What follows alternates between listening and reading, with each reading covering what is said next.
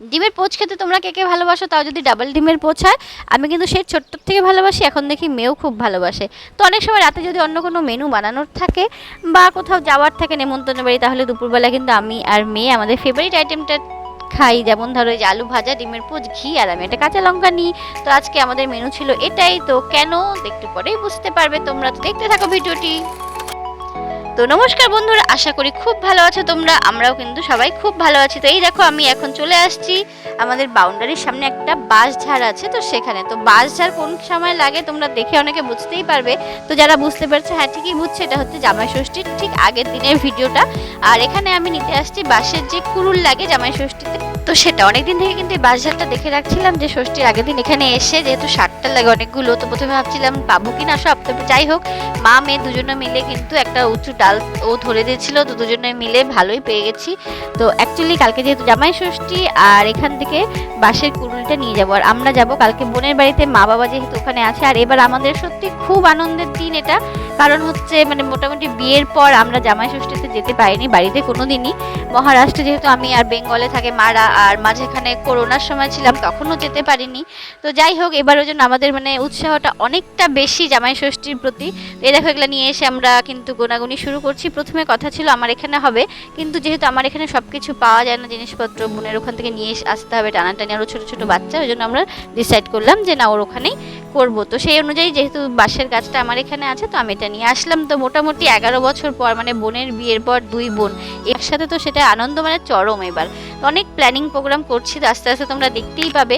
তো এই দেখো এখন আমি গোছাগুছি করে নিচ্ছি জামা কাপড় একদিনের জন্যই, যেহেতু জামাই ষষ্ঠী বুধবারে ছিল, তো সেই জন্য সপ্তাহের মাঝখানে পড়াতে স্কুল ছিল, অফিস ছিল, সেই জন্য বেশি দিন তো থাকার অবকাশ নেই। এই জন্য আগের দিন রাতে আমরা বের হয়েছি, আর পরের দিন আসার কথা। তো এই জন্য আমি দেখো ফটাফট করে সব কিছু এখানে গুছিয়ে নিচ্ছি। তো আমার মনে এত আনন্দ, মানে সেই প্রথম বলে না যে বিয়ের পর পর জামাই ষষ্ঠীতে বাড়িতে গেলে যেরকম আনন্দ, আমারও ঠিক সেটাই হচ্ছে। কারণ সেভাবে কোনোদিনই আমাদের হয়নি। একবার মা ছিল আমাদের কাছে, সেই জন্য মা করছিল, আর একবার আমি মার কাছে ছিলাম, তবে জামাই ছাড়া। আর 15 বছরে আর একবারও হয়নি। তো যাই হোক, সেই খুশি খুশি মনে কিন্তু আমরা বের হলাম। ও অফিস থেকে আসলো, তারপরে মোটামুটি 8টার গাড়ি আসার কথা ছিল, 8:30 দিকে আমরা বের হলাম। তো সবাই মিলে বেশ আনন্দ করতে করতে যাচ্ছি যে রাতেই পৌঁছে যাব, তারপরে কালকে তো সকাল থেকে হইচই শুরু হয়ে যাবে। কিন্তু নিচে নেমে দেখলাম বেশ ভালোই বৃষ্টি শুরু হয়েছে। উপর থেকে বুঝতে পারছিলাম ঝিরিঝিরি বৃষ্টি, কিন্তু নিচে নেমে দেখলাম বেশ ভালোই বৃষ্টি, সব ভিজে টিজে গেছে। আর বৃষ্টির রাতে এই প্রথম আমরা বের হচ্ছি, আমরা এই বছরের প্রথম বৃষ্টিতে যাত্রা করছি। তো ঝটপট করে গাড়িতে উঠে পড়লাম, আর মনে আনন্দ নিয়ে এবার যাওয়া শুরু করলাম। তো যেহেতু সমস্ত আয়োজন ওখানেই হবে, মানে বাজার ঘাট সব ওখানে হবে, বোনের বড়ি বিশেষ করে সব অর্ডার টর্ডার দিয়ে রাখছে, বা আজকে সন্ধ্যাবেলায় ওদের বাজারে যাওয়ার কথা। তো আমরা এখান থেকে বিশেষ কিছুই নিলাম না। আর ওর ওখানে ভালো ভালো জিনিস পাওয়া যায়, মানে রান্নার জিনিসপত্র বলতে গেলে। তো আমি শুধু বললাম চলো একটু ফর্মালিটি বলে, মানে জামাই যাচ্ছে যতই হোক মেয়ে জামাই, তো প্রথমে একটু মিষ্টি নিয়ে যাই। আর সেরকম কিছুই না, সব ওখান থেকে কেনাকাটা হবে। তো সেই হিসাবে আমি বললাম চলো একটা মিষ্টির দোকানে দাঁড়াই একটু, মানে এটা জাস্ট ফর্মালিটি আর কিছুই না, আমাদের তো সব একসাথেই হয়, ওই জন্য সেরকম কিছু ব্যাপার নেই। তো একটু মিষ্টি এখান থেকে নিয়ে গেলাম। আর হচ্ছে তা ভাবলাম আরও কিছু কটা জিনিস আমাদের কেনা ছিল, যেমন ধরো যে রিচুয়ালে লাগে সুতা টুতা, সেগুলো আমি বলছিলাম মাকে আমার এখান থেকে নিয়ে যাব। তো সেই মতো আমি বললাম যে একটু সুতার দোকানে দাঁড়াবা, তো ওখান থেকে নিয়ে যাব। কিন্তু যখন মানে আমি বাজারে যাচ্ছি বা ঢুকবো, তখন বোনকে ফোন করলাম যে কিরে তোরা বাজারে পৌঁছে গেছিস নাকি। মাকেও ফোন করলাম, তখন যে খবরটা পেলাম সেটা শুনে মানে যতটা আনন্দ হচ্ছিল, সবটা আনন্দ আমাদের মানে চুপসে গেল বলতে গেলে। কারণ কয়েকদিন থেকে আমার ভাগনারা একটু অসুস্থ ছিল, ছোট ভাগনা বিশেষ করে অসুস্থ ছিল। তো সেই দিন সকালবেলায়ও আবার বড় ভাগনার একটু অসুস্থ হচ্ছে, মানে বমি টমি হয়েছে। তো কিন্তু তখন সন্ধ্যাবেলা যখন ফোন করলাম, তখন বলল মা যে এরকম বোন আর বোনের হাজব্যান্ড অফিস থেকে আসার পরে ওকে নিয়ে ডাক্তারের কাছে গেছে। তো জানি না এখন কি হবে, তো মনটা তো একটু খারাপ হলোই। এত মানে সব যতটা উৎসাহ করছিলাম আমরা, তো তার মধ্যে আবার ওকে, বাচ্চারা দেখবে যদি অসুস্থ থাকে তাহলে কিন্তু একদম ভালো লাগে না। আসলে ওদের জলের একটু প্রবলেম হয়েছে বলে সবারই মোটামুটি একটু পেট টেট গন্ডগোল হচ্ছে।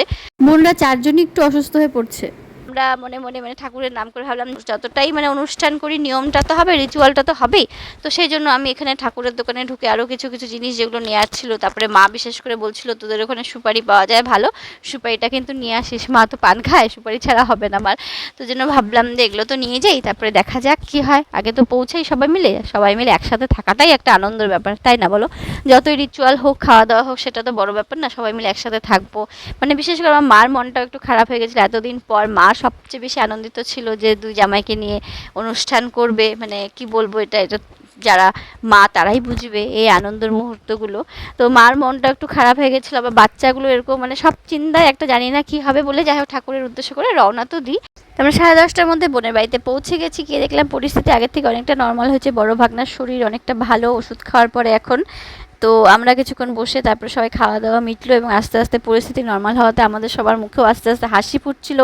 তো যাই হোক রাত্রেবেলা আমরা ভাবলাম যেহেতু সকালে বাজার ঘাটের ব্যাপার একটা আছে, তো ওদিকে যেহেতু হয়নি আজকে, তো পূজার জিনিসপত্র আগে রেখে তো আমি বোন বসে বললাম দুব্বাগুলা বাছতে, আর মা আবার এদিকে সুতা সব মাপে মাপে কেটে রাখছিল। তো আজকে তো দিনটা এভাবেই কাটলো। তো পরের দিন কী হয়েছিল সমস্তটা পরের ভিডিওতে অবশ্যই শেয়ার করবো তোমাদের সাথে।